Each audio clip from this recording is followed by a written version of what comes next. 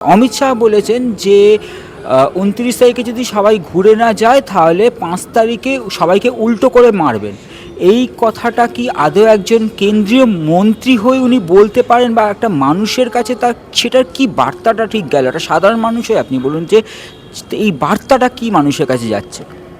দেখুন, বাংলার কৃষ্টি, বাংলার সংস্কৃতি সম্বন্ধে ওদের তো কোনো ধারণা নেই। ভোটটা কোথায় হচ্ছে? পশ্চিমবঙ্গে। আপনি চ্যানেলে বা যে কোনো প্রেস কনফারেন্সে আপনি দেখছেন যে বাংলার হয়ে কথা, বঙ্গ রাজনীতিতে বিজেপির রাজ্য সভাপতিকে শ্রমিক ভট্টাচার্য, আপনি কটা প্রেস কনফারেন্স দেখেছেন? প্রত্যেকটাতে অমিত শাহ কথা বলেছে। তার মানে কি ওদের কেউ নেই? এক। দুই হচ্ছে, অমিত শাহ যেহেতু, আর এখানকার যারা আছে তাদের মানে বঙ্গ নেতৃত্বের কারোর সাহস নেই যে দিল্লির নেতাদেরকে বলবে যে আপনারা ভুল বলছেন। জি হুজুরের মতন দেখে, কোম্পানি লেভেলের স্টাফের মতন ওদেরকে সাথে ব্যবহার।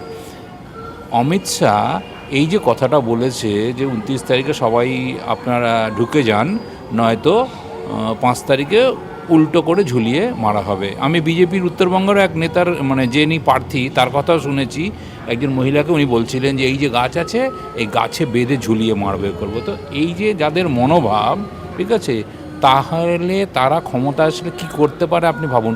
এই জন্যই অমিত শাহ একজন তারিপার স্বরাষ্ট্রমন্ত্রী। এই যে সংসদে দাঁড়িয়ে যখন বলেছিল না, একটা জেলখাটা আসামি, তার মুখের ভাষা কী হতে পারে, এটা গেল এক। দ্বিতীয় কথা হচ্ছে, আজকে ২৭ তারিখ ভোট প্রচার শেষ হয়ে গেছে, অমিত শাহ দিল্লিতে চলে যাবে, আরও আসবে না। তার কারণ ৪ তারিখের রেজাল্টও দিল্লিতে বসেই দেখবে, ওর সেই ক্ষমতা নেই। অভিষেক ব্যানার্জি তো বলেছে যে যদি ক্ষমতা থাকে ৪ তারিখে থাকবেন, ও থাকবে না। দিল্লি থেকে যারা যারা এসছে, বাইরে থেকে যারা যারা এসছে, প্রত্যেকে চলে গেছে বা কেউ চলে যাবে। এর এর ফিডব্যাকটা বা এটা বুমেরাং কোথায় হবে বলুন তো? এখানকার স্থানীয় বিজেপি কর্মী যারা আছে তাদের উপরে। এই যে অমিত শাহ বলেছে না যে উল্টো করে ঝোলাবে ৫ তারিখে, বাংলায় একটা কথা আছে, উনি জানেন না যে বাঙালি মারে কম দৌড় করায় বেশি। তো এই ৫ তারিখে ওনাদেরকে যদি ঠিক এই জিনিসটা করা হয়, অমিত শাহ আসবে বাঁচাতে? বাংলার মানুষ বিজেপিকে এরকমই মারবে কম দৌড় করাবে বেশি ৫ তারিখের পর থেকে। তার জন্য যেন এখানকার যারা স্থানীয় বিজেপি কর্মী আছে তারা যেন রেডি থাকে।